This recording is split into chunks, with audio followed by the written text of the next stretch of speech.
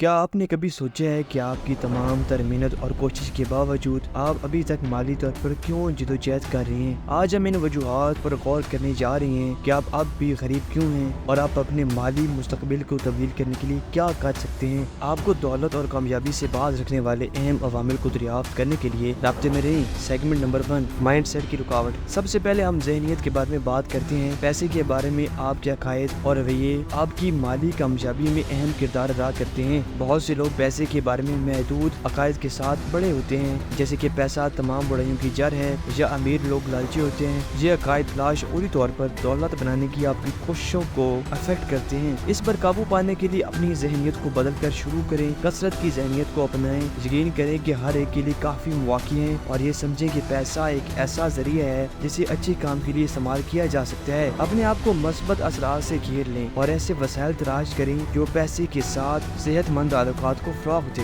Segment number 2، مالی تعلیم کا فقدان۔ بہت سے لوگوں کے غریب رہنے کی ایک اور بڑی وجہ مالی تعلیم کا فقدان ہے۔ بدقسمتی سے اسکول ہمیں پیسے کے انتظام، سرمایہ کاری یا دولت بنانے کے بارے میں شاذ و نادر ہی سکھاتے ہیں۔ اس کے نتیجے میں ہمیں سے بہت سے لوگ غلط معلومات یا لا علمی کی بنیاد پر مالی فیصلے کرتے ہیں۔ اس کے چکر سے آزاد ہونے کے لیے اپنے آپ کو تعلیم دینے کے لیے پہل کریں، کتابیں پڑھیں، سیمینارز میں شرکت کریں اور مالیاتی ماہرین کی آن لائن پیروی کریں۔ بجٹ، سرمایہ کاری اور قرض کے انتظام کے بارے میں جانیں۔ جتنا زیادہ آپ جانتے ہیں اتنا ہی بہتر ہے۔ آپ کو باخبر مالی فیصلے کرنے ہوں گے۔ سیگمنٹ نمبر 3، خراب عادات آپ کو پھنسا سکتی ہیں۔ مالی مشکلات، اپنے وسائل سے زیادہ زندگی گزارنے کے جال میں پھنسنا آسان ہے، خاص طور پر کریڈٹ کارڈز کے لالچ اور قرضوں تک آسان رسائی کے ساتھ۔ غیر ضروری اشیاء پر زیادہ خرچ کرنا، زبردستی کرنا اور آپ کے خرچات کا سراغ نہ لگانا آپ کے مالیات کو تیزی سے ختم کر سکتے ہیں۔ بجٹ بنائیں اور اس پر قائم رہیں، اور ان خرچوں کی نشاندہی کریں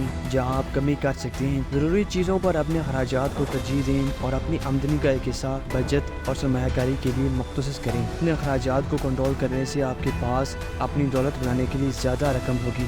سیگمنٹ نمبر 4، زندگی پے چیک سے تنخواہ چیک کرنا بہت سے لوگوں کے لیے ایک عام منظر ہے۔ یہ طرز زندگی بچت یا سرمایہ کاری کے لیے بہت کم جگہ چھوڑتا ہے، جس سے دولت بنانا مشکل ہو جاتا ہے۔ اس چکر کو توڑنے کے لیے اپنی آمدنی بڑھانے اور اپنے اخراجات کو کم کرنے پر توجہ دیں۔ اپنی آمدنی کو بڑھانے کے لیے سائیڈ ہسلز یا پارٹ ٹائم جاب پر غور کریں۔ اپنے کیریئر میں آگے بڑھنے کے طریقے تلاش کریں یا زیادہ ادائیگی کے موقع تلاش کریں۔ اس کے ساتھ ساتھ غیر ضروری اخراجات کو کم سے کم کریں اور ضروری چیزوں کو بچانے کے طریقے تلاش کریں۔ آگامی فنڈز کی تعمیر ایک مالی کوشن بھی فراہم کر سکتی ہے اور تنخواہ سے لے کر زندگی گزارنے کے تناؤ کو کم کر سکتی ہے۔ سیگمنٹ نمبر 5، قرض مالی آزادی کی راہ میں سب سے بڑی رکاوٹوں میں سے ایک ہے۔ زیادہ سود والے قرضے جیسے کریڈٹ کارڈ کا قرض تیزی سے قابو سے باہر ہو جاتا ہے اور آپ کی آمدنی کا ایک بڑا حصہ استعمال کر سکتا ہے۔ اس سے بچت یا سرمایہ کاری کرنا مشکل ہو جاتا ہے۔ اپنے قرض سے نمٹنے کے لیے واپسی کا منصوبہ بنائیں۔ دوسروں پر کم سے کم ادائیگی کرتے ہوئے پہلے زیادہ سود والے قرضوں کی ادائیگی کو ترجیح دیں۔ سود کی شرح کو کم کرنے کے لیے قرض کے استحکام یا ری فائنینسنگ کے اختیارات پر غور کریں۔